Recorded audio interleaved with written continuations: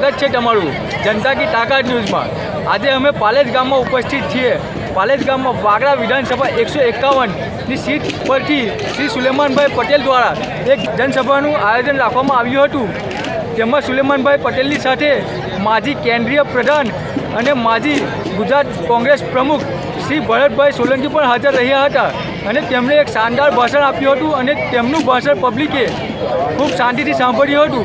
તો હવે આવો વધુ વાત કરવા કરતાં આપણે તેમનું ભાષણ સાંભળીએ। ધન્યવાદ।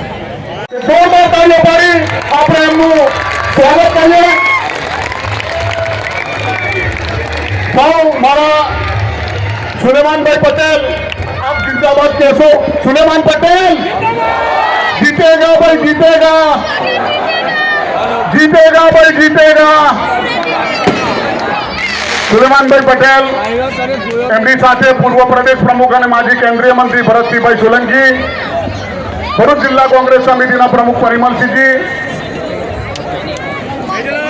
महामंत्री श्री राजेंद्र सिंह राणा, अन्य आगेवानों,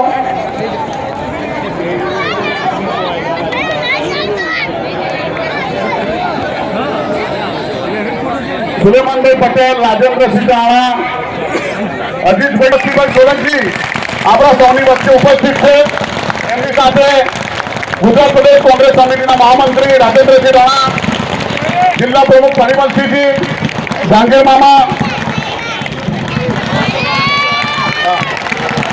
सुलेमान भाई पटेल, अजीत भाई कंकाली, नाजू भाई फड़वाला, यूनुस भाई पटेल, उप प्रमुख गुजरात कांग्रेस समिति,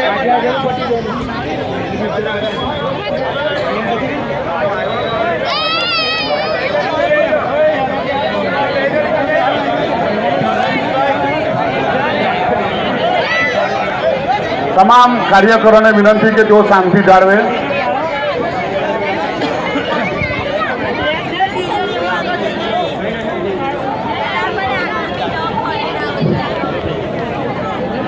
अपने जेमने इंतजार करता था अपनी वच्चे से शांत थी जाओ। जिला कांग्रेस पूर्व प्रमुख अपना सौना वडील एवं प्रधान साहब ने विनंती करीश के जो स्वागत प्रवचन करे।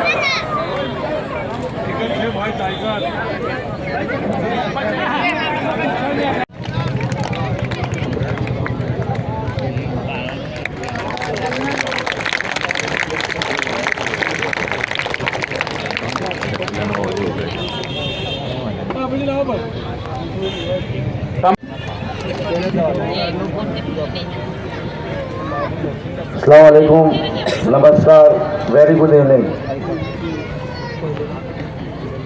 पालेज गामમાં આજે આપણા પ્રદેશના પૂર્વ પ્રમુખ અમારા આદરણીય સન્માનીય પૂર્વ કેન્દ્રીય મંત્રી ભરતસિંહ સોલંકીજી આપણી વચ્ચે ઉપસ્થિત છે ત્યારે જોરદાર તાળીઓથી એમનું સ્વાગત કરીએ।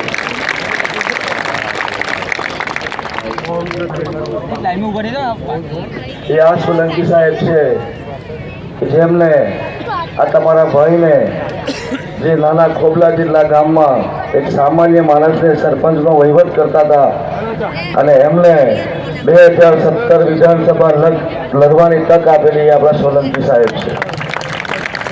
એ ત્યારે પ્રમુખ હતા। આજની આપણા વડીલ કહીએ એવા જલ્દીખાન પઠાણ સાહેબ, એવા જ આપણા ટંકારિયાના અને પૂર્વ લોકસભા લડેલા એવા આપણા અજીત ટંકારી સાહેબ, આ જિલ્લા પંચાયતના 15 વર્ષ જે નેતૃત્વ કરેલું છે અને ધારાસભ્યને ઝાંખી પાડે એવી કામગીરી કરનાર આદરણીય સન્માનીય મકબૂલભાઈ અબલી અને એવા જ આ પાલેજ જિલ્લા પંચાયતના પૂર્વ જિલ્લા પંચાયત લડેલા અને વાગરા વિધાનસભાના યુથ કોંગ્રેસ પ્રેસિડેન્ટ અફજલ ઘોરીવાલા, એવા જ આપણા પાલેજના मोहसिन खान पठान, इम्तियाज भाई, इम्तियाज राजा અને એક નામ બોલું ને એક રહી જાય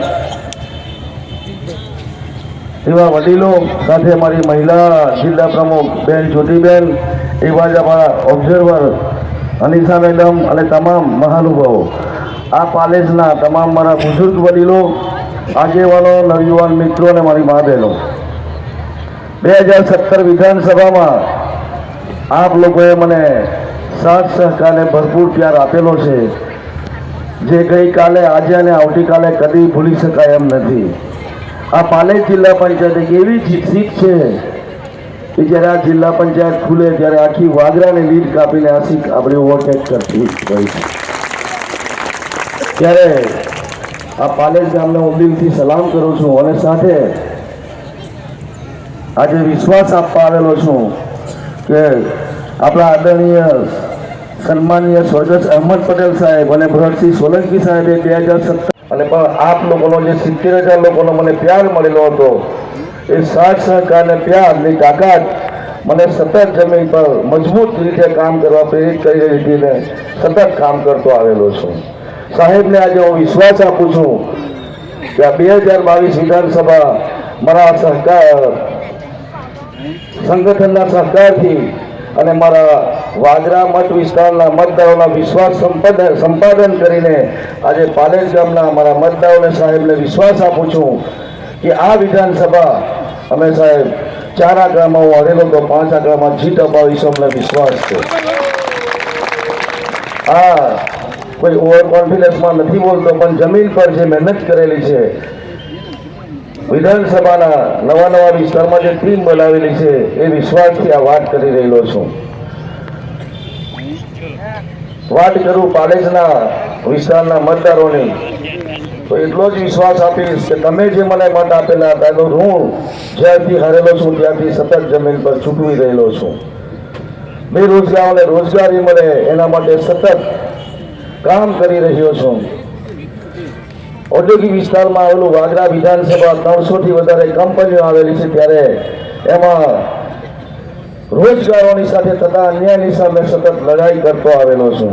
જરૂર પડીએ વેલ્સપન કંપની હોય, મેઘમણી હોય કે ગુજરાત સરકારનું GSCL હોય કે સેન્ટ્રલ ગવર્મેન્ટનું LNG કે ONGC હોય, જરૂર પડીએ આંદોલનો કરેલા છે અને પોઝિટિવ રિઝલ્ટ લાવેલા છે. કોરોના કાળમાં પણ સક્રિય થઈને જ્યારે સરકારે રામ ભરોસે લોકોને છોડી દીધા હતા, ત્યારે આ તમારો ભાઈ જમીન પર લડીને કંપનીમાં રાતના 2 વાગ્યા સુધી રોકાઈને પણ ભરૂચ જિલ્લાના અમારી સંસ્થાઓ હોય કે સરપંચોના ફોન આવે, ગેસના બોટલ ભરીને રવાના કરતા હતા. અને જરૂર પડીએ જ્યાં સરકારની જરૂર પડે, નાના માણસની જરૂરિયાત પૂરી થાય અને સતત પ્રજાની વચ્ચે રહીને કામ કરેલું છે. અને હું ચોક્કસ વિશ્વાસ આપું છું કે આ વિધાનસભા આપણે ચોક્કસ જીતીને આપશું. આજે આપણા આદરણીય સન્માનીય પ્રદેશના સોલંકી સાહેબ છે, ત્યારે વધારે વાત ન કરતા એટલું જ કહીશ કે 1લી તારીખે મતદાન કરવા જાઓ ત્યારે 2 નંબરનું નિશાન, પંજાનું નિશાન જોઈને મતદાન કરજો. અને મારી મા બહેનો અહીંયા છે, ત્યારે ગેસના બોટલને યાદ કરીને મતદાન કરવા જાઓ એવી અપીલ કરું છું. અને સાથે સાથે તેલના ડબ્બાને ના ભૂલી જતા. આ મોંઘવારીએ માજા મૂકેલી છે. તેલનો ડબ્બો લવાય પોઝિશન નથી, પણ ખાલી ડબ્બો ઘરમાં પડેલો હોય તો એ જોઈને મતદાન કરવા જાઓ એવી દિલથી અપીલ કરીને આ પાલેજમાંથી ટકાવારી મતદાનની ઊંચી થાય એટલી જ અપીલ કરીને મારી વાતને વિરમું છું. આપણે સાહેબને સાંભળવાના છે એટલે વધારે વાત નથી કરતો, પણ 8 તારીખે આપણે વિજય સરઘસ જોઈને પાલેજમાં આવીને મોટી સભા કરીને દિલથી વાત કરીએ એટલે અપીલ કરીને મારી વાતને વિરમું છું. ધન્યવાદ. Thank you. અલ્લાહ હાફિઝ. જય હિન્દ, જય ભારત. પ્રદેશ કોંગ્રેસ સમિતિના ઉપપ્રમુખ માનનીભાઈ શ્રી યુનુસભાઈ, મહામંત્રી ભાઈ શ્રી રાજેન્દ્રસિંહભાઈ, આપણા મુરબ્બી જેઓ પાર્લામેન્ટ પણ લડી ચૂક્યા છે, ટંકારવી સાહેબ, અને જે ભરૂચ જિલ્લાના અધ્યક્ષ રહેલા છે એવા મુરબ્બી જહાંગીરભાઈ, અમારા સાથી માનનીભાઈ શ્રી નાઝુભાઈ, શકીલભાઈ, મકબૂલભાઈ, અફઝલભાઈ, મંચસ્થ સૌ આગેવાનો, અને જેને માટે આપણે આજે અહીંયા સૌ ઉપસ્થિત થયા છીએ એવા આપણા ઉમેદવાર, ખૂબ પ્રેમળ, લાગણીવાળા, રૂપાળા દેખાતા ભાઈ સુલેમાનભાઈ અને આપ સૌ વાલા ભાઈઓ બહેનો અને યુવાન દોસ્તો, સૌને નમસ્કાર, अस्सलाम वालेकुम। આજે થોડી નવી વાત કરવા તમારી વચ્ચે અહીંયા આવ્યો છું। ટંકારવી સાહેબ હોય, એમનો અનુભવ હોય, સાથે જહાંગીરભાઈ હોય અને આપ સૌ અહીંયા ઉપસ્થિત વાલા આટલા પ્યારા લોકો ભેગા થયા હોય। હમણાં મને કહેવામાં આવ્યું ભાઈ રાજેન્દ્રસિંહભાઈએ કે ભાજપના એક ટોચના નેતા આવ્યા, દમ મારતા ગયા, બધી બહુ વાતો કરતા ગયા, પણ આ લડાઈ, આ ચૂંટણી એ અલગ પ્રકારની, આ વિચારધારાની લડાઈ, આ કોઈ તાકાતની લડાઈ નથી। આ ગુજરાતને ક્યાં લઈ જવો છે, આ દેશને ક્યાં લઈ જવો છે। એમણે જે વાતો કરી એ જેમ અંગ્રેજો કરતા હતા કે ભાગલા પાડો અને રાજ કરો। અહીંયા બેઠેલા સૌ મહાનુભાવો, આપની વચ્ચે બેઠેલા મહાનુભાવો ખૂબ સારી રીતે જાણે છે। જો હિન્દીમાં કહો તો હિન્દીમાં બી આપણે બોરસદી હિન્દીમાં બોલીશું, એટલે વાંધો નહીં કે ગુજરાતી ચાલશે, नहीं तो थोड़ा गुजराती थोड़ा हिंदी मिक्स कर लेंगे। तो कहने का ये मतलब है कि ये देश पर हुकूमत थी अंग्रेजों की, बहुत स्वरूपवान थे, दिखने में बड़े सुंदर थे। ये सुंदर भी है, अच्छे भी है, वो खाली सुंदर थे, बुद्धिमान थे, उनको एडमिनिस्ट्रेशन आता था, पूरी दुनिया में उनकी हुकूमत चलती थी। और गुजरात से छोटा वो इंग्लैंड, वो पूरे दुनिया पर राज करता था। ऐसा कहा जाता था कि अंग्रेजों का झंडा कभी पूरे दिन में कभी नीचे नहीं होता है। मतलब इतने सारे देशों पर उनकी हुकूमत थी। उन्होंने पार्लियामेंट बनाई, रेलवे ले आए, बहुत सारे ब्रिज बनाए, हिंदुस्तान में काफी कंस्ट्रक्शन किया और आज भी सलामत है, आज भी ठीक है। उसके बावजूद आने की आप सब जानते हैं 1857 में पहली कोशिश की गई और उस कोशिश में बहादुर शाह जफर, तात्या टोपे, झांसी की रानी अहल्याबाई, इन सब ने बड़ी लड़ाई लड़ी, उन्होंने रखी। और क्यों किया? महात्मा गांधी ने हिंदू, मुस्लिम, सिख, ईसाई, उत्तर, दक्षिण, पूर्व, पश्चिम, बंगाल, गुजरात, तमिलनाडु एक हो गया और अंग्रेजों को जाना पड़ा। अब आप सोचिए कि अंग्रेजों को इतने बुद्धिमान, इतने होशियार, इतने स्वरूप, मोदी क्या कहते हैं, कांग्रेस क्या कहती है, जोड़ने की बात। उस जमाने में जो मसले थे, गरीबी, दुख, तकलीफ, आज भी क्या प्रॉब्लम है, महंगाई इतनी बड़ी बढ़ गई, 100 रुपया पेट्रोल, गैस का दाम 1200 रुपया, बेरोजगारी, न काम, न काज, न कुछ। और उन सब का कोई सॉल्यूशन, मतलब जवाब क्या है? जब दिवाली आती है तो आप जानते हैं कि सब लोग वो दिया जलाते हैं। तो दिया क्यों जलाते हैं?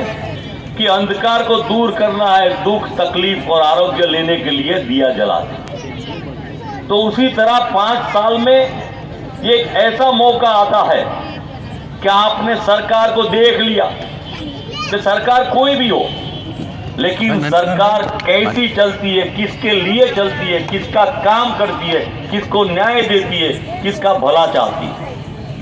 तो उस हिसाब से ये लोग जो आके बातें करते हैं, उनका काम डिवाइड करके जनता का भला के लिए नहीं, वो अपनी भलाई की बातें करने वाले लोग हैं।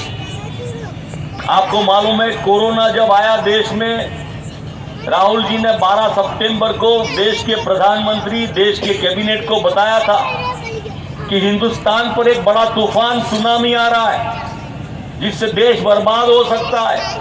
हमको संभलना चाहिए, हमें जागना चाहिए और इनको संभाल के देख के बचाना चाहिए। वो बचा तो नहीं पाए, पर हमारे यहाँ स्टेडियम में अमेरिका के प्रेसिडेंट के साथ कोरोना भी लेके आए। अब ये लोग आके हमें समझाते हैं, राजनीति समाज समझाते हैं, फिलोसॉफी समझाते हैं, राम राज की बात करते हैं। राम का नाम लेना मतलब ये है छोटे से छोटे आदमी की बात सुनना। ये तो बड़े बड़ों की बात सुनने वाले लोग हैं, दिग्गजों की बात सुनने वाले लोग हैं, 5 उद्योगपतियों की बात सुनने वाले लोग हैं। तो मेरा आपसे ये गुजारिश है, यहाँ आप जो सब बैठे हैं, आप कांग्रेस के समर्थक हैं, कांग्रेस को वोट देंगे, इनको वोट देंगे, इसमें कोई मुझे शक नहीं है। पर ये अंग्रेजों को अगर हटाना है तो उससे हम अकेले काम नहीं कर सकते, हमको सबको जोड़ना पड़ेगा। मैंने पूछा सुलेमान भाई को कितने वोट कम पड़े, बोले 2300 वोट। फिर मैंने पूछा यूनुस भाई को, हम वागरा जीते थे तो इकबाल भाई जीतते थे तो कितने वोट से जीतते थे, बोले 4000, 5000, 6000। 6000 वोट से जीते, सरकार नहीं आई। आपको 20,000 वोट से ये सीट जीतोगे तो ही सरकार आएगी। मैं कोई बड़ा होशियार, बड़ा पॉलिटिशियन नहीं हूं, लेकिन मुझे गिनती थोड़ी बहुत आती है। ये मेरी गिनती है, ये परम्यूटेशन कॉम्बिनेशन है, इंप्लाइड लॉजिक है। ये सीट इतने वोट से हारते ही है, वो सीट इतने वोट से जीतते हैं तो इतनी सीटें आएगी, इतनी नहीं आएगी। आप सबकी दुआ से 3 बार एमएलए बनने का मौका मिला, 2 बार पार्लियामेंट में जाने का मौका मिला, और आप सब लोगों की दुआ से मेरे वालिद साहब को तो 4 बार मुख्यमंत्री और फॉरेन मिनिस्टर बनने का भी मौका मिला। सोनिया जी ने 2 बार अध्यक्ष बनाया मुझे, पर हम सरकार नहीं ले पाए। तो उसकी वजह मैं भी हूं, और दूसरी वजह में वागरा की सीट आप 20,000 वोट से जीतेंगे तो ही सरकार आ सकती है। अब 20,000 कैसे आएंगे? तो हमारे अकेले के वोट से तो 20,000 की लीड नहीं आएगी। हमको सबको जोड़ना पड़ेगा, हिंदू, मुस्लिम, सिख, ईसाई, दलित। ये कोई मजमा देख के खुश नहीं हो जाना। आपको बुरा लगे तो मैं स्वीकार कर लूंगा, पर मेरी दिशा आपको आने वाले भविष्य की पीढ़ी चाहते हैं कि एक ऐसा बदलाव आए जिससे आम आदमी खुश हो, उसकी खुशहाली हो, उसको कामकाज मिले। इसलिए राहुल जी ने अहमदाबाद में रिवर फ्रंट में पहले 8 मुद्दों की घोषणा की। हम लोगों ने जब ये इलेक्शन मैनिफेस्टो रखा तो उसमें भी काफ़ी चीज़ें हमने रखी थी, पर एक और बात मैंने रखी थी जिसको अंग्रेजी में हैप्पीनेस इंडेक्स कहते हैं। विकास के लिए तो डेवलपमेंट इंडेक्स कहते ही हैं, जिसमें आरोग्य आ जाता है, रहने का घर आ जाता है, पढ़ाई आ जाती है, बाकी कामकाज आ जाता है, सब चीज़ें। पर हमने ये कहा कि खुशहाल गुजरात होना चाहिए, सुखी और समृद्ध अकेला नहीं। ये भारतीय जनता पार्टी वाले जीडीपी की बात करते हैं, समृद्धि की बात करते हैं, पर किसकी समृद्धि की बात करते? वो 5 उद्योगपतियों की, जनता की नहीं। हम कहते हैं इंक्लूसिव, पूरी आवाम के लिए समृद्धि, और अकेली समृद्धि नहीं, सुख और समृद्धि। मतलब हमारा हर परिवार खुशहाल हो और प्यार से रहे, रोटी मिले, कपड़ा मिले, मकान मिले, पढ़ाई के लिए मिले, आरोग्य के लिए मिले, सब चीज़ें मिले।